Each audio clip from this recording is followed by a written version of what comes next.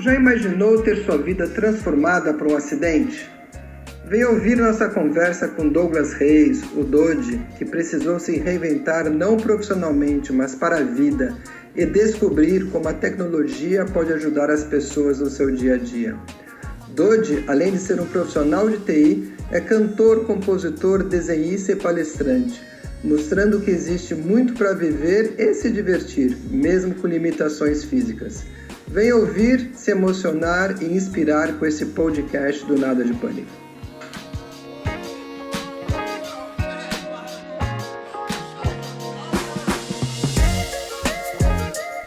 E aí, moçada e amigos do podcast Nada de Pânico, sejam bem-vindos a mais um episódio da temporada Nunca é Tarde, onde conversamos com pessoas que se reinventaram na sua profissão, nas suas atividades, e hoje até a gente vai ver um caso um pouco diferente, onde vamos falar de reinvenção na própria vida, né?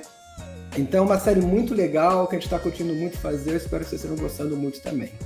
Eu sou o Ricardo Manda, eu sou o host Nada de Pânico, e vamos ter junto aí o Luiz Servati e o Rui Cunha participando desse bate-papo.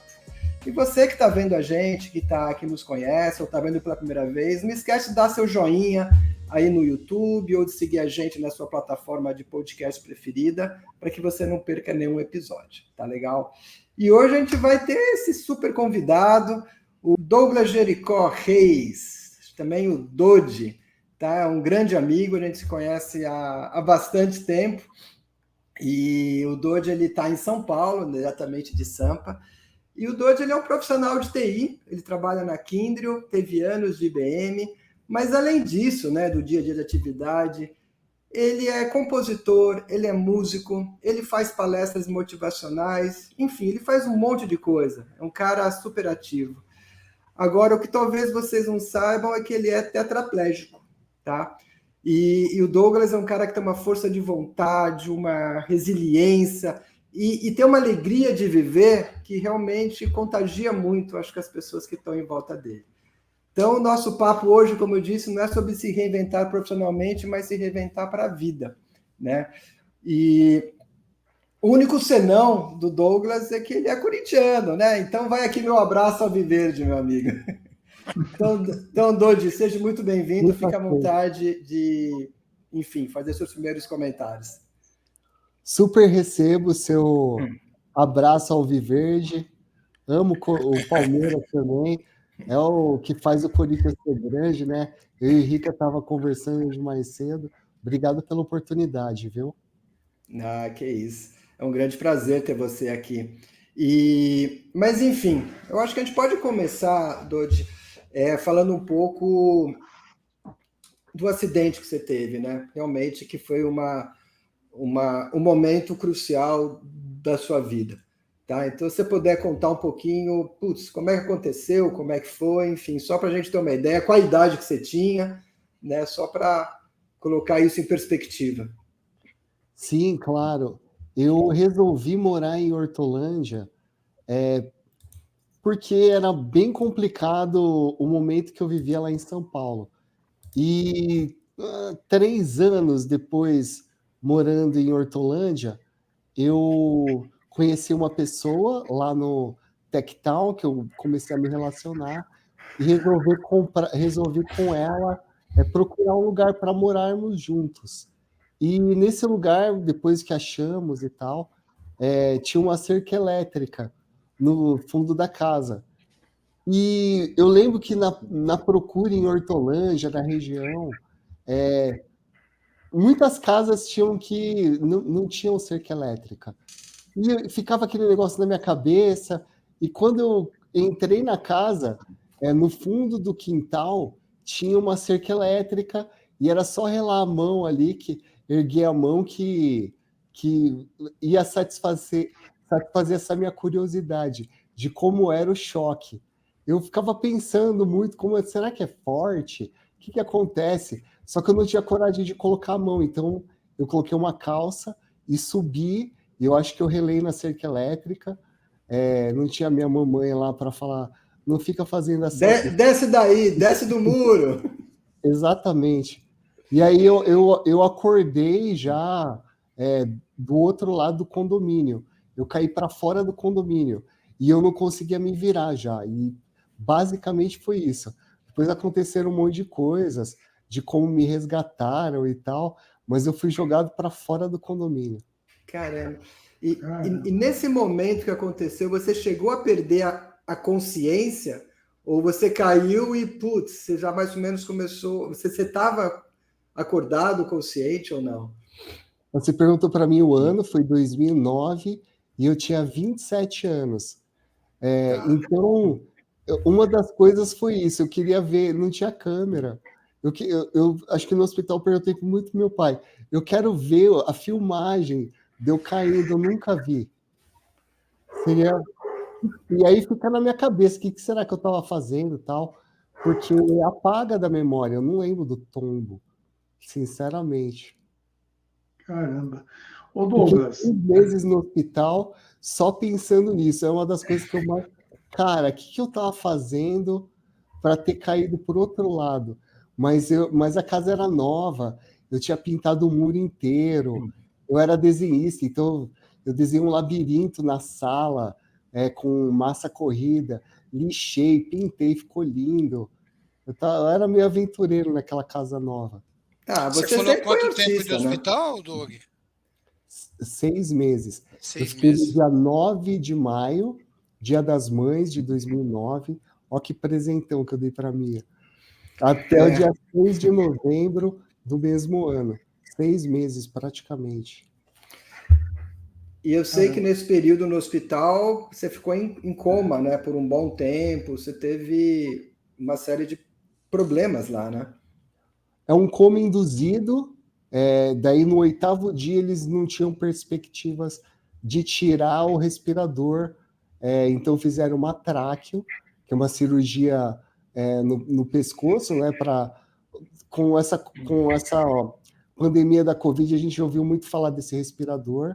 Eu usei, inclusive a marca era Carina, e quando terminou, quando eu desmamei e voltei a gravar a música, o nome virou E Adeus Carina, porque eu não tinha voz, né? Você não pode tentar respirar, você fica desesperado usando um motor desse de respiração, e você também não tem voz. Porque além da tráqueo, eles colocaram um cuff, que é uma boia, né, para você não engolir saliva. Pode dar pneumonia, né, e tudo mais. Então, Carina, que é do seu disco, é sobre o aparelho que você usava, é isso? A foto é uma menina, é uma menininha no fim de um arco-íris, soltando um passarinho, e aí muita gente pergunta, Carina é a menina ou é o passarinho? Mas Carina, na verdade, é a gaiola atrás da menina. E ela representava, a gaiola estava salvando minha vida, era o respirador. Mas eu me livrei dele, assim. Pude voltar a cantar. Sem ele eu não tinha voz, né, também. Entendi. Nossa. Ô, Eu falava Douglas. com o lábio, desse jeito. Tinha que ler meu lábio. Você já contou, então, esse podcast que a gente faz aqui, o Nunca é Tarde, é para dizer às pessoas que mudaram de carreira, se reinventaram, fazer outra coisa. No seu caso, você não trocou de carreira, mas você teve que se reinventar para se adaptar na sua nova vida. Você já contou, então, como é que foi o acidente e tudo. Eu queria saber como é que era a sua vida, desde pequeno até a época do acidente. O que você fazia, a carreira, o que você estudou. Conta um pouco esse lado antes. Como é que é? Eu era apaixonado por desenhar, e Marvel, DC Comics, Akira, mangá, e eu sempre fui apaixonado, sempre desenhei muito histórias em quadrinhos. Entrei na Start Publicidade, minha mãe foi lá pedir um emprego para mim, o cara conseguiu um estágio, que é aquela empresa que fez o Cotonete Johnson. Trabalhei com eles um tempo, aprendi a fazer desenho animado. E aí em 1997, quando eu entrei, eu já estava estudando processamento de dados Fundação Bradesco, eu fui deparado com Flash. E aí eu comecei a fazer desenho animado, sabe? Coisas bonitas assim mesmo. E depois de tetraplégico, eu comecei a ter acessibilidade para desenhar também. Então, por exemplo, uma das coisas que eu gostava de fazer na infância, eu continuei depois também. Porque o desenho ele não está na mão, ele está na mente. O seu traço, o seu estilo. Isso é uma das coisas. Violão, por exemplo, eu tocava violão, eu cantava muito e eu compunha. Dessas 3 coisas, só tocar violão eu não pude mais. Porém, alguns softwares têm violão. Dá para brincar, alguma coisa, não dá para fazer com os 10 dedos, mas dá para fazer muita coisa. Então eu toquei violão já, de certa forma, virtualmente.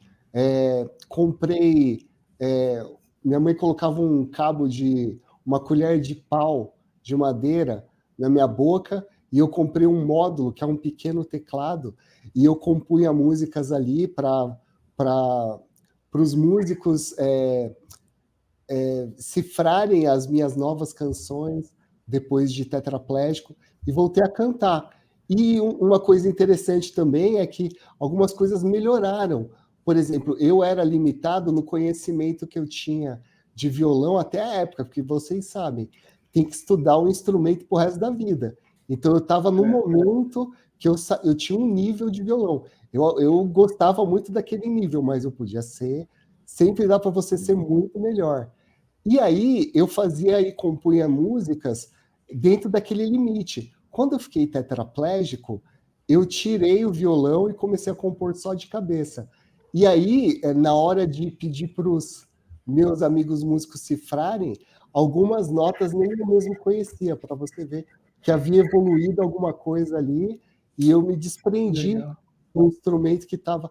Talvez eu continuasse estudando violão, e aí conseguiria também fazer com outras notas, acordes, mas eu vi uma evolução aí. Ô, Dodi, você falou Podia explicar melhor essa história da colher de pau? Eu não... Para você tocar teclado, por exemplo, eu fiz aula de gaita já cadeirante, na escola que eu aprendi violão. E eles tinham que colocar um suporte no meu pescoço. No caso do piano, minha mãe me dava uma colher de pau. A parte mais gorda, que é a colher, eu punha no céu da boca e tocava o piano com a cabeça. Que legal. Entendi. Tá. Não é um piano, é um módulo. O módulo, ele é da M-Audio, é super moderno, ele não tem som. Você baixa as bibliotecas virtualmente. Ele faz som de cachorro, até som de periquito, hino do Palmeiras, essas coisas. Entendi. Do Corinthians, não. Claro, né, Rui? Você acha que não? Ô, Dodi, já que a gente está falando um pouco aí sobre música, né? Sobre o seu lado artístico, e eu lembro, né? Pô, a gente trabalhou junto antes do acidente. Quando trabalhava junto, você já era, né? Você via cantando, pulando, tocando. Era uma zona, inclusive, trabalhar com você. Mas eu lembro que você participou de um programa do SBT, acho que é Popstar ou algo assim, não foi? Antes daquela época? Isso. Como é que foi isso? O Popstars aconteceu em 2003. Uma ex-namorada minha, ela me ligou. Eu estava trabalhando na BCS, que eu programava em Delphi lá. Enfim, ela falou assim, olha, estava recente nosso término, ela falou, eu não quero puxar assunto nem nada, só que eu acredito em você, isso aqui é para você. Se cadastra. E era a inscrição. E aí eram 34 mil inscritos. E aí foram várias fases. Tinham as pessoas que chegaram mais para a final, que fui eu cheguei entre os 20 últimos. Já apareceu na TV, cantei com o Rick Martin, pro Rick Martin, pro Rogério Flauzino, do J Quest. Tive contato com as meninas do Ruge e com uma equipe do SBT assim, maravilhosa, além do principal, que eram os participantes. Então era meio que um primeiro reality show de música no Brasil. Só que tinha tido do Ruge, antes que era o Popstars feminino, que viabilizou o Ruge, né? Entendi. E o masculino viabilizou o Bros. E você comentou, né? Quer dizer, mesmo com o acidente, você com a tecnologia conseguiu continuar, né? Dando asas à sua veia artística, à sua inspiração musical.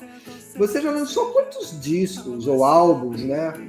Ou músicas, né? Não sei hoje em dia como a gente pode chamar, né? Antigamente era álbum, né? Mas você tem ideia de número total que você já produziu? Nossa, Rica, foi até engraçado você falar isso, porque eu imprimi CDs, 3.000, quando eu lancei, e é uma época que estava sumindo os CDs. E eu fiz um álbum, uma coisa que eu não faria nunca mais, porque eu não tinha um respaldo de marketing e equipe, que é o que efetivamente leva você para outros patamares, né? Sim.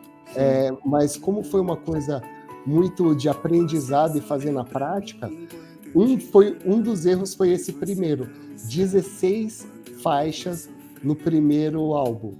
Eu tenho muita música, então eu acho que demorou muito, daí foi 1 ano. Aí eu comecei a fazer depois disso EPs. O EP, ele é muito grande para ser um single e pequeno demais para ser um CD normal. Então o EP tem geralmente 5 músicas, assim. E como eram as músicas? Eram instrumental, vocal, os dois? Você compunha letra e música? Como é que era? Eu canto. Todas as músicas são vocais. E elas têm um instrumento, eu sempre tenho um respeito por uma fase da música só instrumental.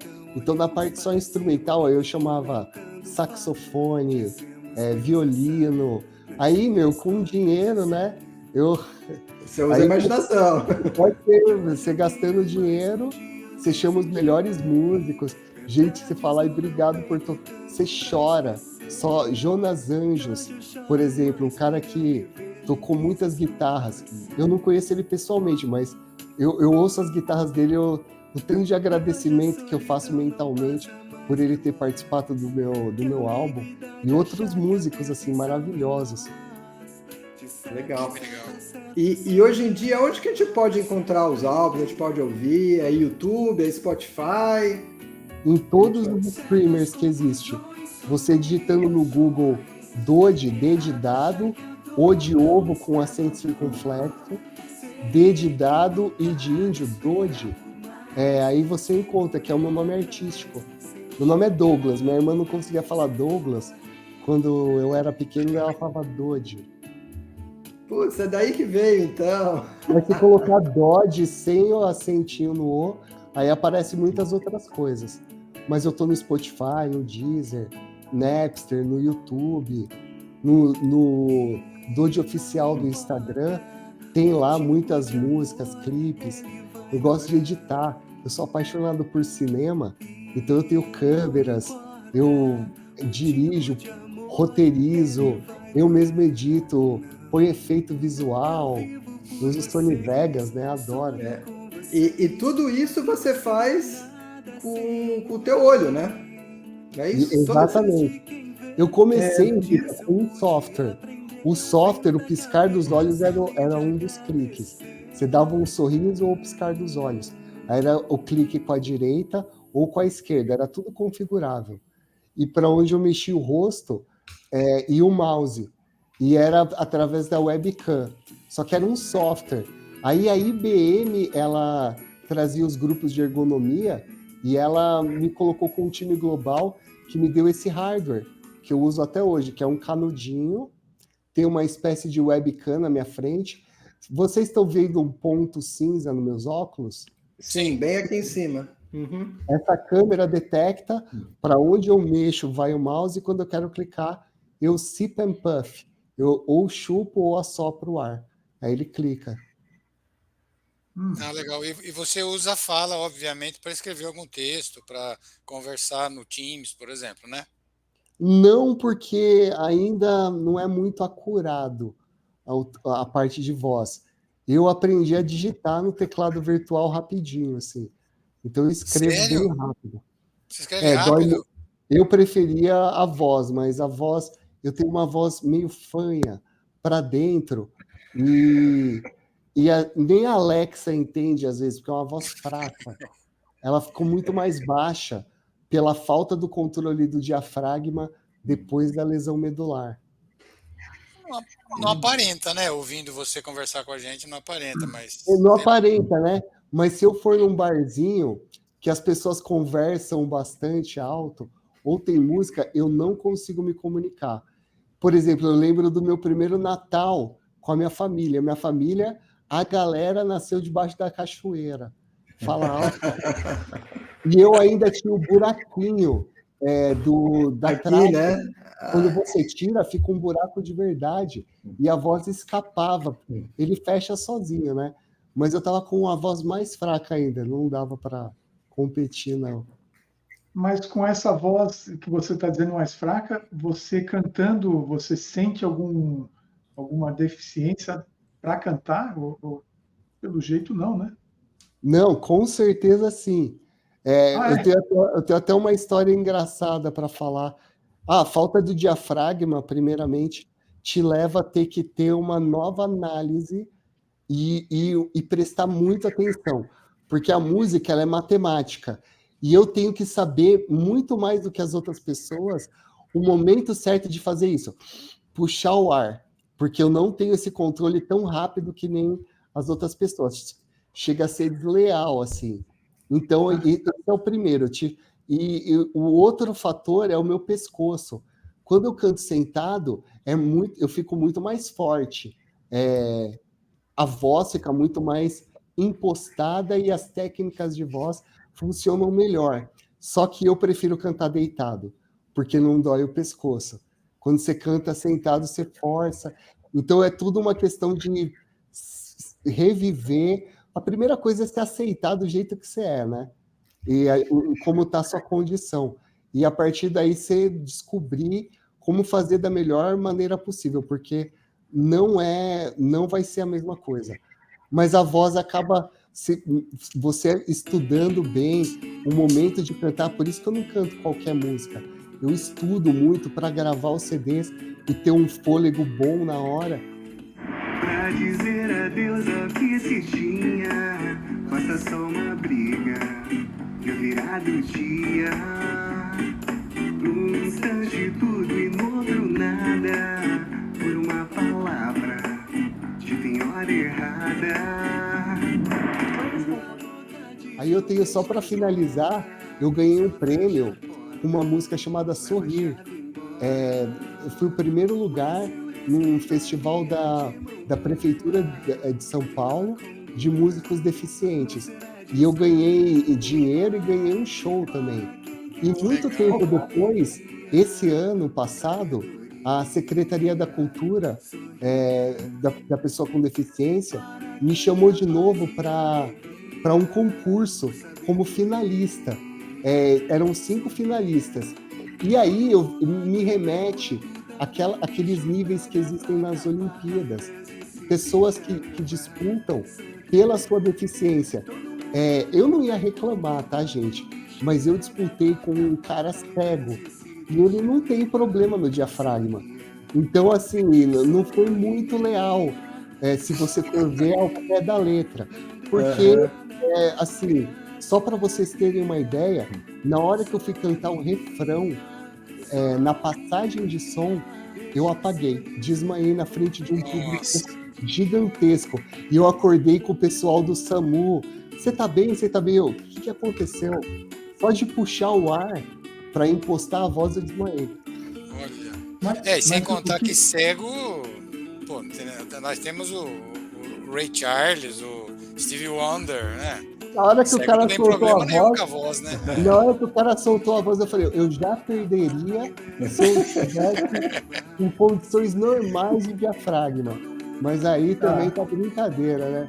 E aí o vencedor ganhava uma música no Midas, com o Rick Bonadio. Aí eu falei, poxa, podia ter outro nível, disputar com tetraplégicos, aí eu queria ver. Ô Douglas, eu queria voltar, nós vamos voltar no assunto da música, mas eu queria entender melhor como é que foi a sua adaptação a sua aceitação de tudo isso que ocorreu, porque eu tenho certeza que muita gente que está vendo aqui está querendo entender isso, assim como eu. Eu acrescentaria, Rui, desculpe acrescentar mais alguma coisa na sua pergunta, onde que a família, os amigos, sei lá, algum tipo de suporte entrou também nessa história aí que o Rui colocou? Bom, primeiramente, Rui, você é dublador, que voz linda. Meu Deus. Que coisa, É sério, a sua voz é muito parecida com algum personagem muito famoso dublado em português. Eu não sou dublador, não. O Rui é radialista nas horas vagas. A gente fica elogiando ele não aceita elogio. Tá vendo, Rui? Vindo de fora, você vai ter que aceitar. Aceitou, então. Eu acho que a primeira coisa é a aceitação, porque eu aceitei no hospital. O Rica me conhece, eu era muito feliz, eu nunca ficava assim, triste, sabe? Eu era sempre de bom humor. Não mesmo. Assim. Alto astral o tempo inteiro. Eu sempre gostei muito da vida, então eu sei o que eu fui fazer lá com a cerca elétrica, problema meu. Então, eu percebi no hospital que eu não estava me mexendo e aceitei. A partir da aceitação, você começa todas as coisas do zero. E aí isso é muito mais fácil. Com a família ainda, mais fácil ainda. Eu tenho uma família maravilhosa. Doide, você tá pedindo água?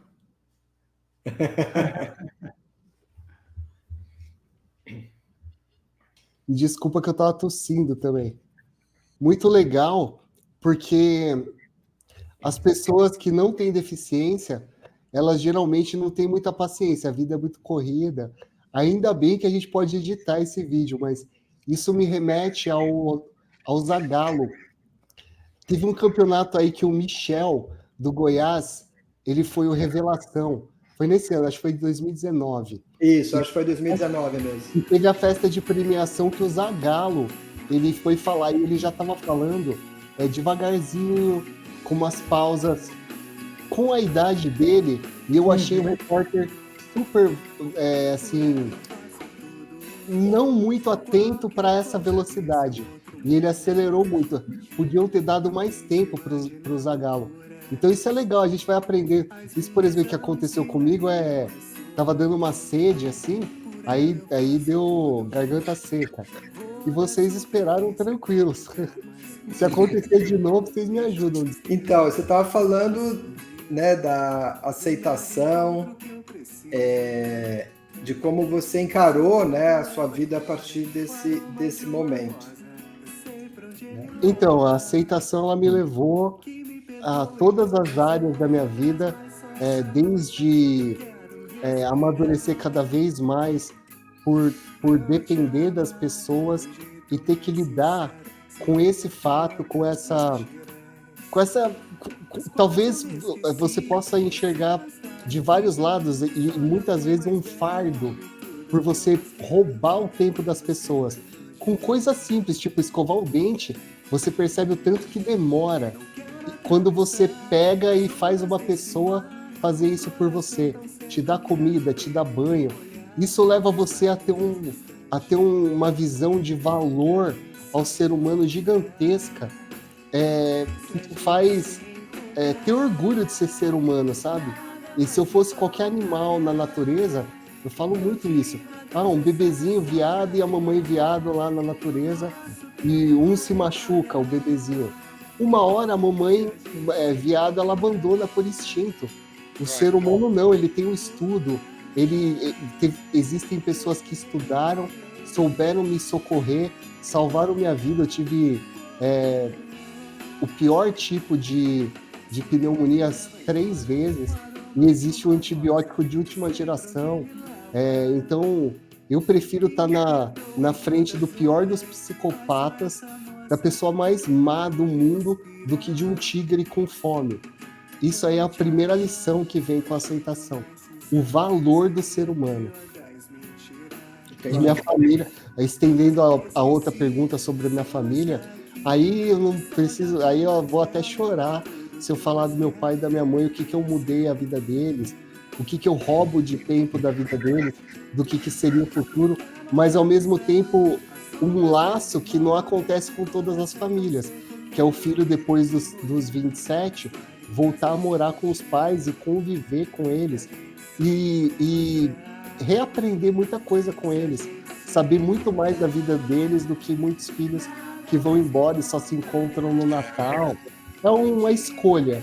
E então tem o lado difícil da convivência, o lado bom, mas o ser humano, se não fosse o ser humano, o bichinho da floresta lá, ele morre. A mamãe abandona e ele vira comida da floresta.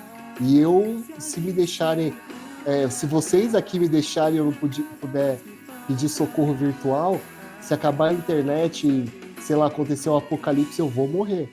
Eu não vou ter ajuda. Mas é muito lindo nós como eu como pai, né? Eu sinto que dá um orgulho tremendo de ver seu pai e sua mãe, o que eles fizeram por você. E eles conseguiram fazer alguma coisa, Doug? Eles deixaram alguma profissão, deixaram alguma atividade deles para cuidar de você? Como é que foi essa adaptação dos seus pais? Eles deixaram o futuro deles, que não ia ser comigo. É uma coisa muito pesada. E da minha parte, uma sorte gigantesca, porque depois que você fica tetraplégico, você vai, sei lá, centro de reabilitação, redes sociais, e você conhece muitas pessoas que aconteceu a mesma coisa, mas outras não têm condição financeira, outras não têm família. E você vê a dificuldade delas, é um tapão na cara. Você fala, que sorte que eu tenho, sabe? Que lindo, sim. Muito lindo. Sim. Muito lindo ouvir essa história. Eu queria abordar agora um pouquinho, Dodi, a respeito de tecnologia, né? Você começou a falar um pouquinho sobre as tecnologias que você usa e como é que foi se adaptar nisso, né? Voltar a trabalhar, né? Que você ficou um tempo fora. Como é que foi voltar a trabalhar? Como é que foi se adaptar a essas ferramentas? E quais ferramentas, basicamente, você usa no seu dia a dia para trabalhar e também para viver, né? Para facilitar a tua vida? Como eu disse para vocês no começo, eu desenhava. Olha como a vida é engraçada. Ela linka as coisas. Num festival que teve na Bovespa, e todas as escolas do estado de São Paulo foram, eles ensinavam como era toda a estrutura de bolsa de valor, para que funcionava, e no final você podia fazer uma redação ou um desenho. Isso foi em 1994, quando ninguém tinha computador praticamente.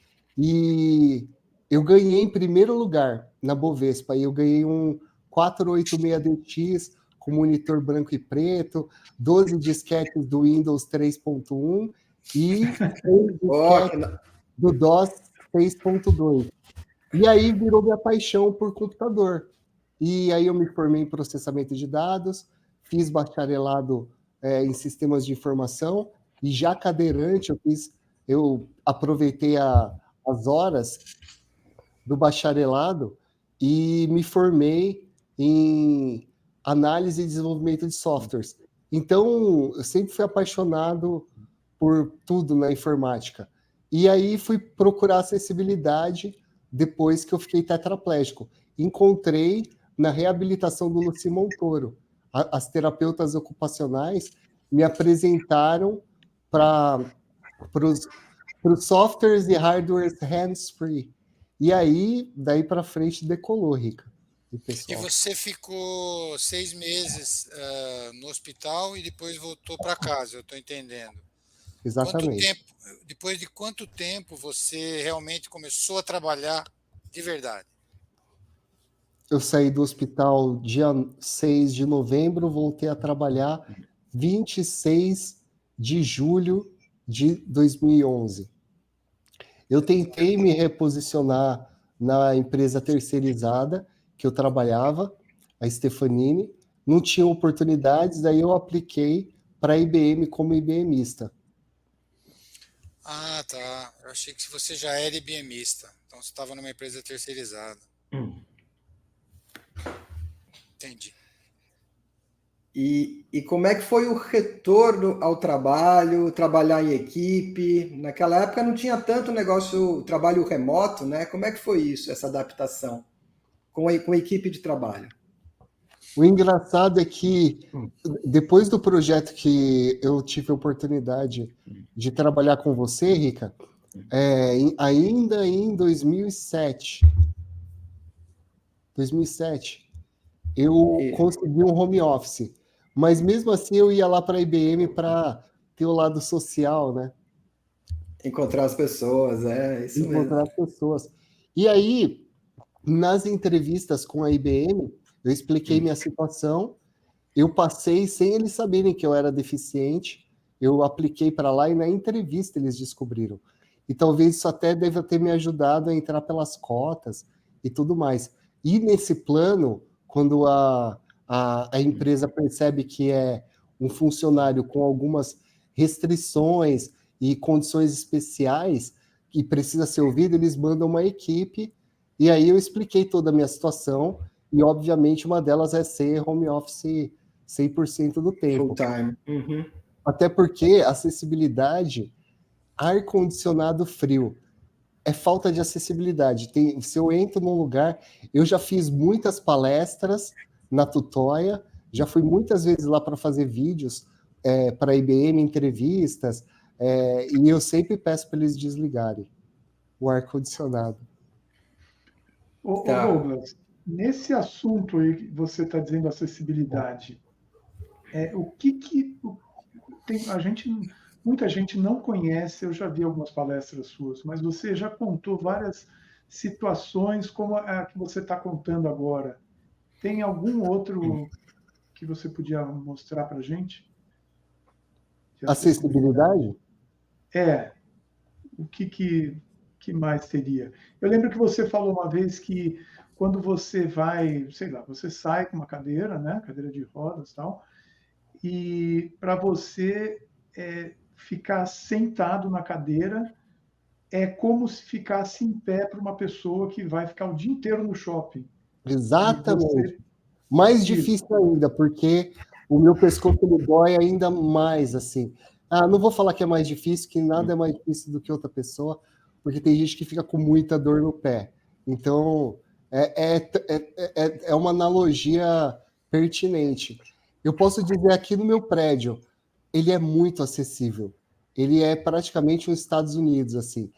Eu morava nos Estados Unidos e visitei os Estados Unidos já em 1996 e já era 20 anos avançado em relação ao Brasil naquela época.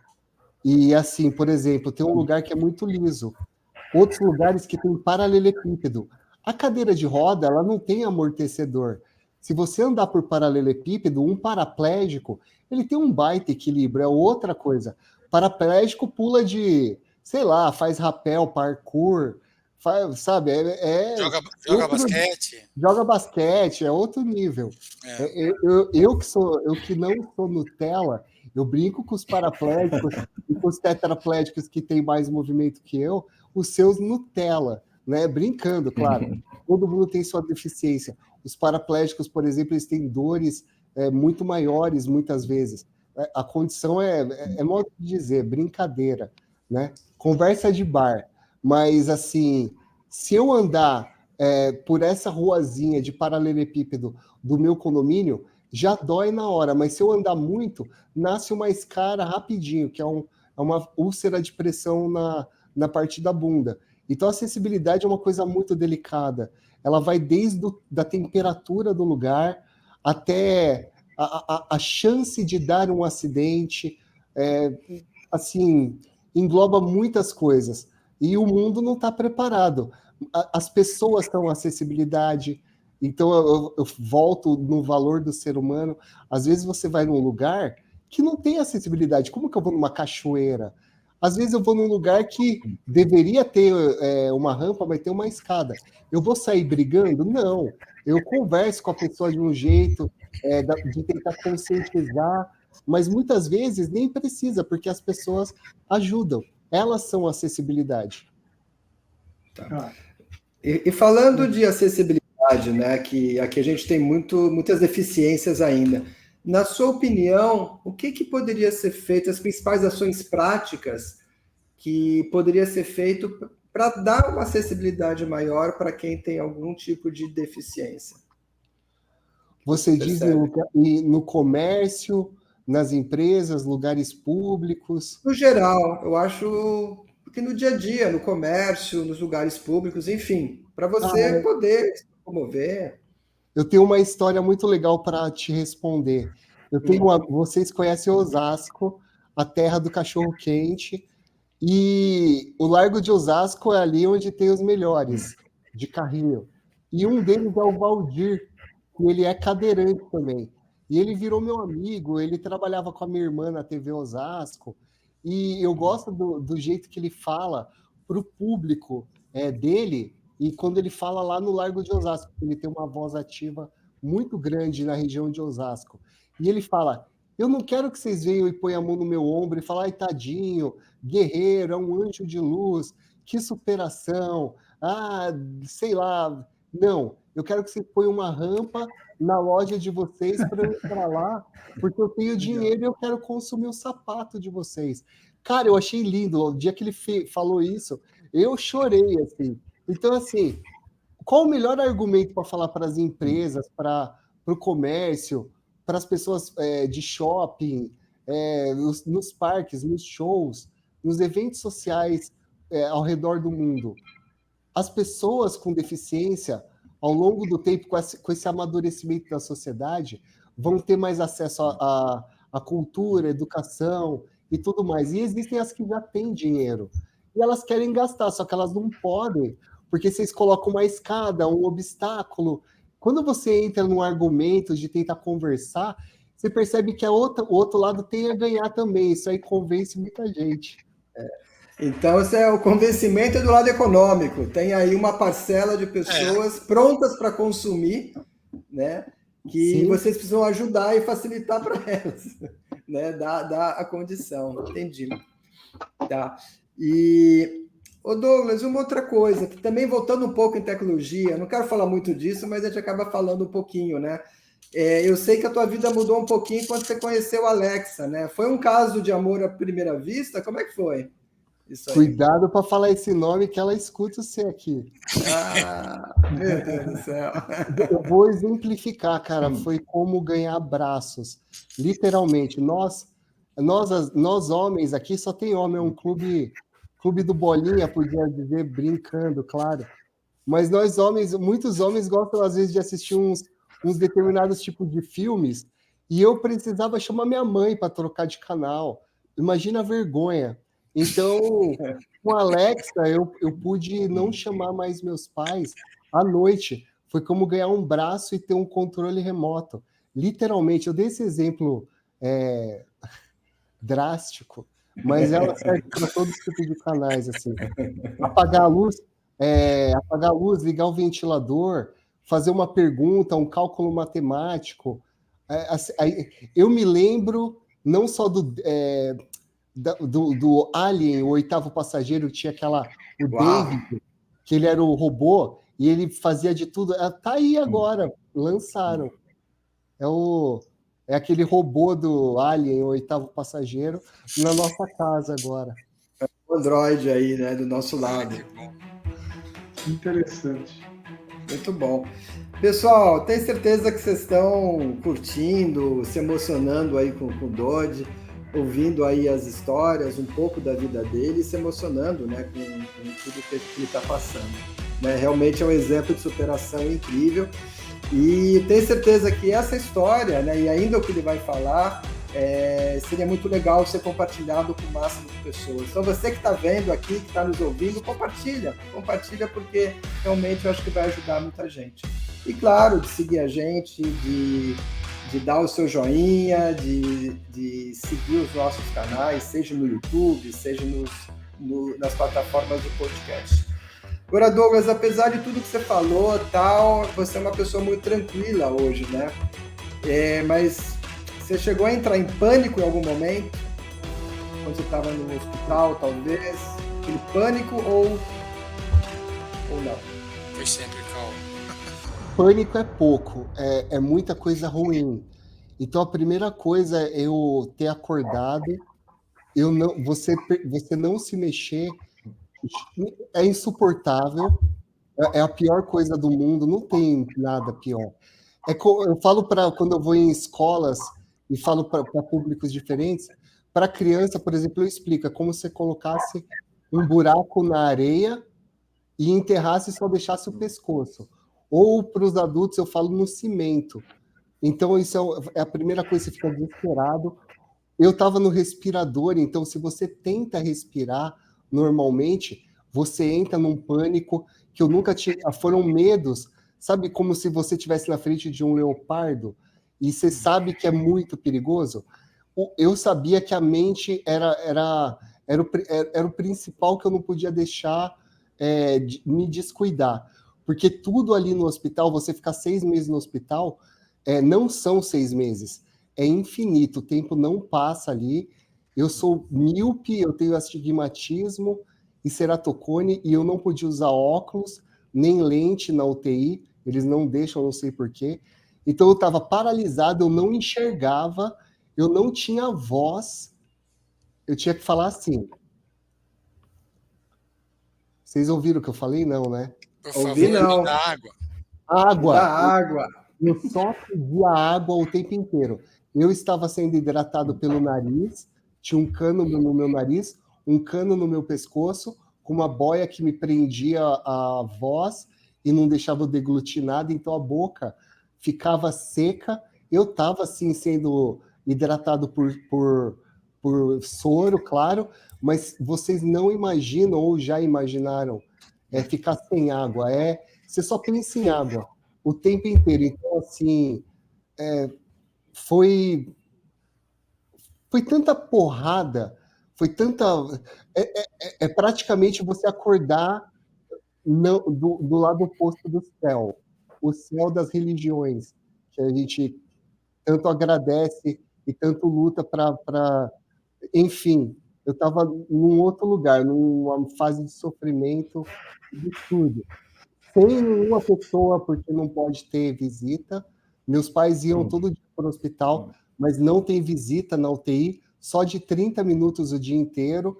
Então, era eu e a minha mente. Então, eu fiquei em pânico tantas vezes, eu senti o tão mal que faz para a gente mesmo, porque você entra numas noias, não, querido, você não vai voltar a andar. Será que eu vou voltar a andar? Aí eu tinha uma prima que ficou tetraplégica em 96, que a amiga dela entrou numa cabine telefônica porque estavam fazendo gracinha com os meninos. Ela morava nos Estados Unidos e a menina de trás caiu no colo dela e ela já não mexia, teve que ficar olhando. Mas eu sabia o que era tetraplegia. E eu ficava me perguntando o que eu fiz, o que eu estava fazendo. Era a cabeça o tempo inteiro. Mas no hospital mesmo, eu tomei tanto chá de pânico que eu comecei a ficar malandro e pensar em coisas boas, porque todas essas coisas ruins, elas estão aqui comigo agora ainda, tipo, Elas imagina ficam aqui, né? o tempo inteiro. No espiritismo, o encosto. Ela é uma nuvem negra que fica representando tudo que, se eu pensar, eu sei que eu vou entrar numa paranoia mental que vai me machucar mentalmente e até fisicamente, porque o que você sente, você passa para fora do corpo. Tem gente que entra numa depressão que sai pereba, sai mancha branca no cabelo. Então eu tenho essa malandragem por resto da vida. Eu sei o peso da porrada da tristeza. Então eu tento na malandragem levar a vida, meu. A vida é muito triste se você ficar vendo esse lado. E você vai ficar triste. Então eu tenho que ser malandro o tempo inteiro, ver coisa boa. É aquele negócio, o tempo inteiro você tem que olhar o lado positivo, o copo cheio, né? Aquela velha história. Você tem que focar na coisa boa, senão você vai ladeira abaixo. O Rui acho que vai fazer uma pergunta, uma colocação. Ô Douglas, vou aproveitar a deixa que você colocou tudo isso, como é que você se colocou, né, para não ficar numa situação tão ruim assim dessa visão que você tinha do mundo depois do acidente, né? Eu tenho algo similar, mas nem se compara, guardado as proporções, né? eu tenho um problema de visão que é um Stargardt, é uma deficiência que começa a perder a visão central, e eu deveria ter ficado cego, pelo menos a visão central, aos 20 anos, e estou com 62 anos agora, e faz 10 anos que agora estou realmente perdendo a visão central. Ainda consigo ler, ainda consigo reconhecer algumas coisas, mas eu só tenho a visão periférica, e é o que vai ser nos próximos 5 anos, vou estar desse jeito. E eu procuro ter essa visão que você está falando, que eu estou vendo só o lado bom das coisas, para não ficar mal. Então, eu queria agora mais algumas dicas suas, né? Você falou que depois que você voltou para casa, você foi para alguma coisa que você foi aprender a coisas que você teria que... Como você ficaria sem poder se mexer? Onde é que você foi que você aprendeu várias coisas que te auxiliaram? Isso é muito importante, porque se você fizer uma pesquisa básica das pessoas com deficiência no mundo, generalizando todas as deficiências, tá? As pessoas vivem 16 anos a menos, em média. 16 anos a menos. Então, isso foi o mais importante. A reabilitação, ela te dá os mecanismos para você entender aquele novo mundo. Seja qual for um AVC, no meu caso, tetraplegia, paraplegia, eles recebem as pessoas com diversos tipos de condições, de diagnósticos, e dão conhecimento, tratamento e preparam os cuidadores com as pessoas que têm sorte, como eu, de terem os pais, a fazerem aquilo daqui para frente. E lá eu aprendi desde esse software, hands-free, o Red Mouse, até a importância da fisioterapia respiratória, pulmonar, enfim. Lá eles dão psicólogo, terapeuta ocupacional, enfermagem, fonoaudiologia, enfim, urologista, fisiatra. É um leque de... O meu, no caso, foi o Luci Montoro, tem o Sara Kubitschek, tem o CRER em Goiás, a ACD, são instituições que transformam e preparam essas pessoas para o mundo que vem pela frente. Senão elas morrem. Se elas não seguirem a cartilha, elas morrem literalmente. Morrem socialmente, financeiramente, enfim, de saúde. É maravilhoso, assim, o período que você passa. No meu caso, foi 1 ano e 1 mês na reabilitação. Eu acordava 4 da manhã, entrava lá às 6 da manhã e saía às 2 da tarde. E aí eu tinha até que a aula de canto, tinha. Que legal. Então, em resumo, o que você diz para as pessoas que têm ou terão um problema, qualquer que seja, de deficiência, então é procurar ajuda especializada que tem. Eles sabem tudo, sério. E eles não só sabem tudo, eles lidam com o tudo de todos que estão ali, sabe?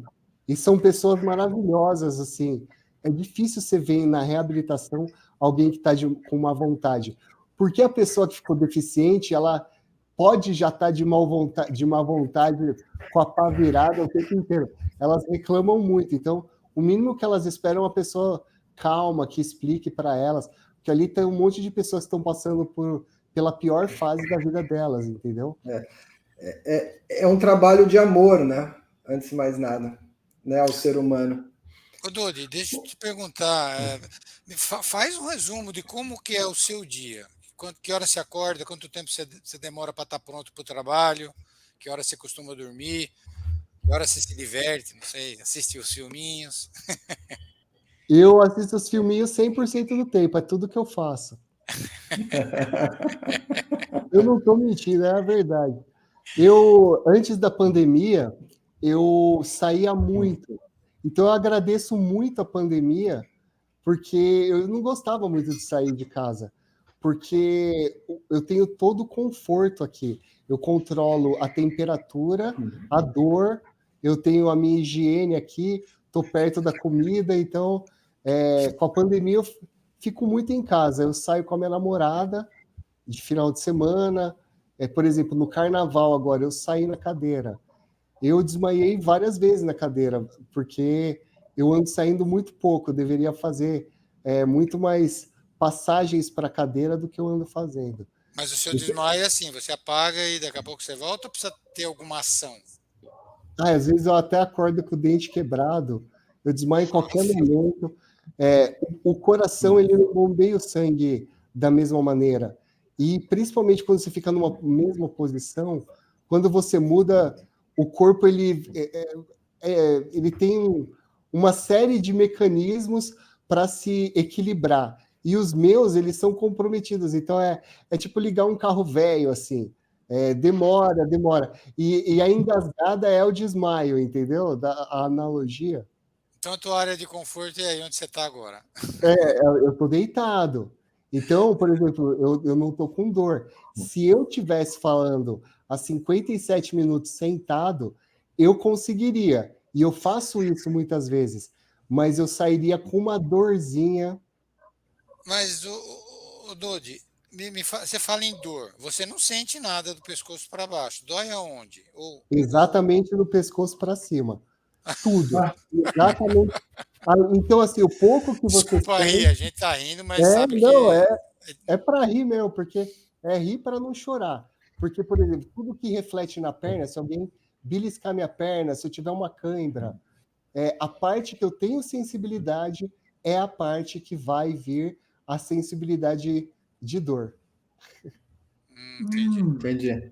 Tá. Caramba. Mas eu tinha te perguntado como é que é o dia a dia. Faz um resuminho aí. Que hora você acorda, que hora você dorme, que hora você começa a trabalhar?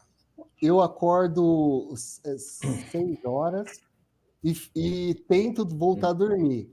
Às 7 horas, minha mãe vem e ela me coloca em decúbito lateral, que é para não dar problema no bumbum, de escara, né? Virar, né? Depende do dia, ela me põe para um lado ou para o outro.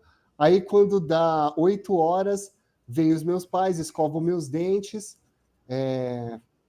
fazem uma higiene facial. Às vezes eu tomo banho. Banho tem o número 2, que é feito só através de lavagem intestinal, invasiva, com água. E um dia antes eu tomo o Almeida Prado 46. Então, os meus banhos, eles são meio medievais, doloridos. Então, às vezes, eu entro um pouco mais tarde no meu trabalho. Mas tem uma consciência na minha gerência, eles sabem, é sempre o terceiro dia. Aí eu entro para trabalhar, trabalho o dia inteiro, em muitos momentos eu mexo o meu rosto, eu tenho que me levantar, trocar de decúbito, porque eu não posso ficar parado. Trabalho das 9 às 18, e aí 100% filminho. Entendi. Literalmente, porque eu assisto muitas séries, eu gosto muito de cinema, o gênero horror principalmente, Game of Thrones, nossa, The Boys, eu gosto muito de ver vídeo no YouTube, mas filminhos também, com certeza. Com certeza. Ô Dodi, e uma das coisas que você faz também, né, além de tudo isso, né, você também é palestrante, né? E se eu não estiver enganado, você já fez uma palestra no TEDx, né? Como é que foi isso? Você pode contar um pouquinho para a gente? Foi a única oportunidade que teve uma profissionalização do que eu achava que já era bom. Mas eu gosto muito da minha mãe porque ela me critica muito. Eu lembro que eu chegava com uma música nova e tocava para ela, eu tocava a música e achando que eu mandei bem, ela... 3 acordes? Como assim, mãe? Você não vai melhorar e fazer músicas com outros acordes? A palestra era a mesma coisa. Minha mãe, escreve, Douglas, porque eu me sinto muito seguro em contar a minha própria história. Gente, deixa eu só dar para Kimberly. Vocês podem dar... Obrigado, viu, Kim? Um beijão. A Kimberly, minha cuidadora, está indo agora. falou. E aí, a diferença eu já dei palestra para crianças, adolescentes, pré-adolescentes, faculdades públicas, privadas, para a polícia militar, para empresas, para todo tipo de gente, para todo tipo de religião. Então, assim, desde 2010, eu sempre fiz muitas palestras. Foi no período da pandemia que me chamaram no TEDx. O diferencial é isso, profissionalizar. Então, vi um mentor, a história é totalmente minha, eu tinha toda a liberdade, mas ele me provocava e me induzia, me tendenciava a escrever. E aí ficou o texto pronto, e na hora de apresentar, você não pode ver o texto. Isso que é o legal do TEDx. Você tem que ter decorado como se fosse uma novela, mas é a sua história. Então, foi uma experiência muito legal. Que Muito bom, bacana. bela experiência. Quando você percebe que você consegue ter além de ficar muito mais legal, fica muito mais profissional, e com certeza a primeira vez não é a melhor. E você já gosta dela, porque você fez de um jeito muito treinado. Mas quando tem essa estrutura, eu tenho certeza que se eu usasse esse texto outras vezes, cada vez eu ia falar com uma empolgação melhor, mais seguro, e aí certas coisas mudariam e ficariam cada vez melhores. E era o que minha mãe falava o tempo inteiro. E teve que vir o pé de fio para me obrigar. A sabedoria da mãe já está martelando há muito tempo em você. E o TEDx foi remoto? Foi remoto. Entendi. Legal. E basicamente nas palestras que você faz, nos diversos locais que você falou, basicamente. Desculpa, Rica. A mentoria foi online. O TEDx foi no de Guarulhos, presencial. O TEDx foi presencial. Foi presencial. Tá. Tinha drone filmando. É super bonitinho. Quem assistir aí. Depois eu vou dar uma olhada aqui para achar e assistir. E nas suas palestras, Dodi, logicamente você fala sobre sua vida, tal, mas quais as principais mensagens que você tenta passar quando você está fazendo palestra? Ou muda muito de acordo com o público? Eu não tento passar o óbvio, que é o que todo mundo vai ver. Tudo na vida é parâmetro. Então vamos ver um cara que, tá naquela palavra mesmo. Olhando só a condição, você percebe que você tá melhor. Então, se eu ficasse parado lá, os mais inteligentes iam perceber o tão sortudos que eles são. Então, eu não gosto de levar esse tipo de diálogo.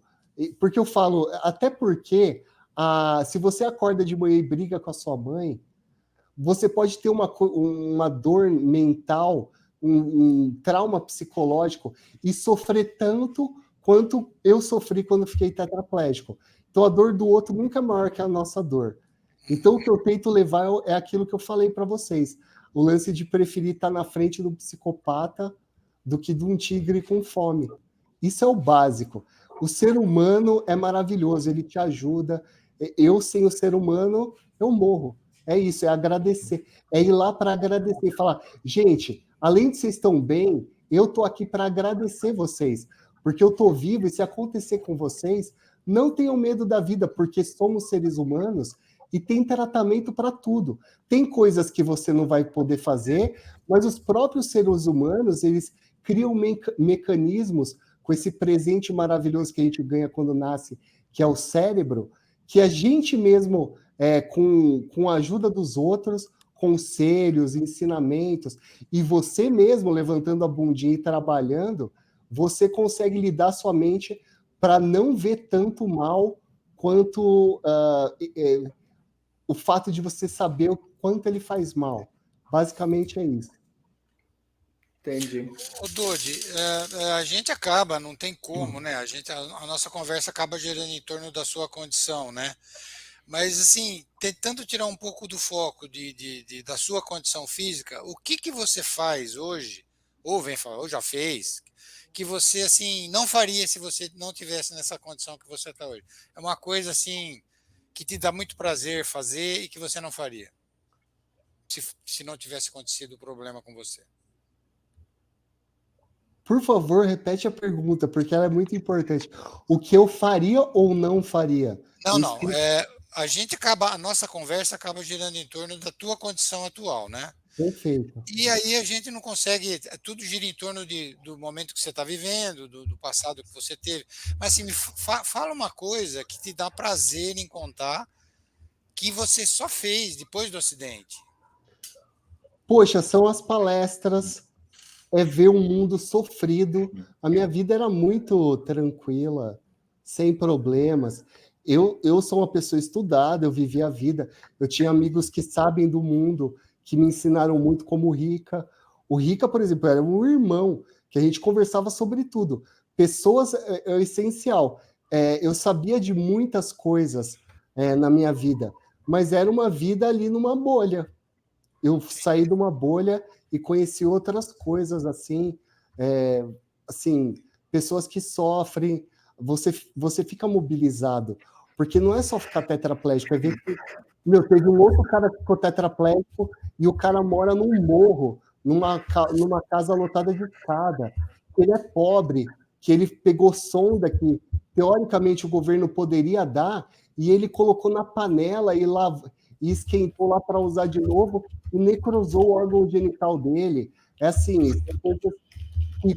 eu acho que dentro da sabedoria de Deus, que é superior a nós, ele coloca a tetraplegia como um presente gigantesco para você se tornar uma pessoa melhor. Você pode se tornar uma pessoa pior. Aliás, lembra que eu falei que as pessoas vêm e colocam a mão no ombro? No shopping vem, por exemplo, as tiazinhas, põe a mão no ombro meu, estou do lado da minha mãe e fala: ele é um amor, ele é um anjo de luz. Eu já vou olhando para minha mãe assim, ó, de lado. Quando a pessoa vai embora, eu já sei que minha mãe vai falar: fica com ele uma semana, então, para você. Então, assim, o que acontece pode levar a gente para um amadurecimento espiritual, e é o que eu tentei buscar o tempo inteiro. Ou se entrar no pior dos buracos, que também dá para entrar. Hoje você tem momentos de tristeza ou já está tudo resolvido? Como eu disse para vocês, eu nunca tive um momento de tristeza. Para falar a verdade, são lapsos de tristeza. São muito pequenos, eles se tornam até insignificantes. O que acontecia no hospital era horror, terror, pânico, desespero, agonia, dor. Era isso, principalmente dor. Isso já é passado, né? É um coquetel do mal, que é pior. Aquilo deixa triste. Não tem jeito. Mas lá tinha muito remédio, então eu não ficava triste. Eu não posso dizer que eu ficava triste. Mas quando eu saí, a gente não é feliz também. A gente está ali oscilando entre todos os sentimentos. E eu acho que eu sou imperfeito e tenho que continuar sempre tentando pensar mais em coisas positivas, principalmente na hora que a gente percebe que estava a flor da pele e errou, sabe? Uhum. E tem uma coisa, só aproveitando, tem uma coisa que você gostaria de fazer, tem planos para fazer alguma coisa diferente que você não fez ainda? A curto prazo, vai? Não. Vou falar a verdade para vocês, eu sou uma pessoa covarde.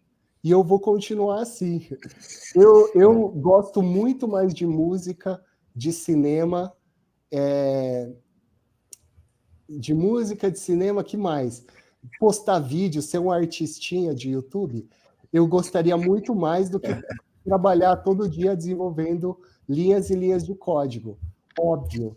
Mas a vida inteira eu tive a mesma opinião. Eu não vou trocar, porque eu faço as outras coisas sem ser um trabalho. Então, dá um dinheiro muito bom, eu estudei para isso, e todo o dinheiro eu torro nas minhas diversões. Então, eu já estou completo, não tem nada que eu queira fazer. Roupa, coisas materiais, eu não relo mais. Então, eu não dirijo carro. Então, eu não quero um carro legal. Dane-se. A roupa... O significado é outro, né? Exatamente, Rita. Um Crocs que eu tenho, ele é de 2011, ele tá novinho, eu não piso no chão. Então eu parei de gastar dinheiro com muitas coisas e eu gasto exatamente com as coisas que eu gosto. Coisas que me dão prazer. Entendi. Que legal. Dodi, deixa eu perguntar, você tá bem? Que a gente já tá indo para a parte final, né? Está aí, dá um tempão já, não quero abusar muito de você, tá? Imagina, eu tô ótimo. Principalmente porque vocês entenderam aquele momento lá da tosse. Eu mandei no mudo e comecei a tossir. Só que meu diafragma não é tão forte. Então eu chamo a minha cuidadora para dar um apertão na hora. Eu puxo o ar, quando eu solto, ela aperta. Vai estar tranquilo, pode mandar ver. Tá. Né? E Dodi, quer dizer, você passa uma felicidade, uma energia muito grande, né? Não dá para negar, é muito, você contagia as pessoas. E pensando nisso, qual, sei lá, mensagem ou pensamento que você gostaria de colocar para as pessoas que estão vendo a gente, que estão ouvindo? O que você Que eu ia falar? pensa? Não sei. Que o mundo é muito, muito selvagem, mal, complicado, difícil. Ele é tudo de ruim que você quiser achar. E tudo de bom também. O lance é ficar olhando o que você preferir. Você só tem o agora. Tem os lados bons e os lados ruins. Você só tem o agora. Você está olhando o lado ruim? Tá valendo a pena? É isso. É isso aí. No final está aqui na nossa cabeça, né? Definir aquilo que a gente vai focar. Muito bom, gente. E você passa, né? Eu vi você falando isso numa outra entrevista, que você é grato por tudo que aconteceu com você, né? Você poderia falar um pouquinho sobre isso, um pouco mais? Essa gratidão que você tem? Sim, eu acho que o ser humano complica muito Deus. Tem muitos caminhos para se chegar. Ele é o mesmo para todo mundo. E no meu entendimento, ele é uma sabedoria muito maior do que a nossa, de criar todos os mecanismos. As pessoas falam muito que existe diabo. Eu não acredito. Ele faz o papel dos dois. Ele criou as coisas ruins e boas. E está tendo a oportunidade de estar nessa criação dele, mesmo sendo um mundo violento, cheio de mágoas, a gente tem a oportunidade o tempo inteiro de aproveitar algo bom e sofrer algo ruim. Mas mesmo o vice-versa, existindo e estando no nosso dia a dia, eu acho que é muito bom agradecer. Então, o que eu faço? Eu imagino que a sabedoria dele é gigantesca a ponto da tetraplegia ter sido um presente. Porque realmente me abriu os olhos, eu servi de exemplo para muitas pessoas, literalmente, porque é horrível, tá na M, literalmente. E é bom, porque muitas pessoas olham e isso enche de energia. Eu sirvo de parâmetro. E não é uma coisa ruim. É muito bom. Existe o lance da empatia das pessoas em querer ajudar a melhorar as nossas condições de acessibilidade, respeito e inclusão, pluralidade, até o fato da gente dar em troca esse exemplo de que a gente está agradecido e vai fazer alguma coisa de bom pela sociedade. Mesmo deficiente, a gente tem a oferecer, não só como gratidão, mas porque a vida de todo ser humano é isso, a gente estuda para ser bom em alguma coisa e mudar o mundo no trabalho de cada dia. Ai, que legal. E Dodi, eu queria te agradecer muito a participação e você realmente é uma inspiração e você faz a diferença na vida das pessoas, né? Então isso é certo. E realmente agradecer por você estar compartilhando, né? Todos os desafios que você passou e ao mesmo tempo essa alegria de viver, essa vontade de viver incrível que você tem, né? Bem, você já falou no meio ali um pouquinho sobre as redes sociais, depois a gente vai colocar. E vocês, né, que estão nos vendo, nos ouvindo, como eu falei, siga a gente nos nossos canais, no YouTube, nos canais de podcast. E se você mesmo tem uma história de superação, de reinvenção profissional, de vida, entre em contato com a gente, ou se você conhecer alguém, para a gente poder também trazer novas experiências, né, para vocês, nossos ouvintes. E lembrando que o Nada de Pânico, ele tem um episódio toda semana, então quando você segue a gente, você sempre está up to date, né, a tudo que a gente está fazendo, podendo acompanhar. Além disso, a gente tem o nosso Instagram, Nada de Pânico Time, a gente tem o nosso site, nadadepânico.com.br, e o nosso grupo no LinkedIn, o Nada de Pânico. Tá? Então, hoje a gente já está encerrando. Novamente agradecer você, Dodi, agradecer o Luiz Servati, o Rui Cunha, que participaram desse papo. E vamos em frente, afinal, a vida é cheia aí de oportunidades e nunca é tarde para a gente aproveitar o mundo. Então, isso aí, pessoal. Até mais. Tudo de bom. Valeu. Valeu. Obrigado. Valeu.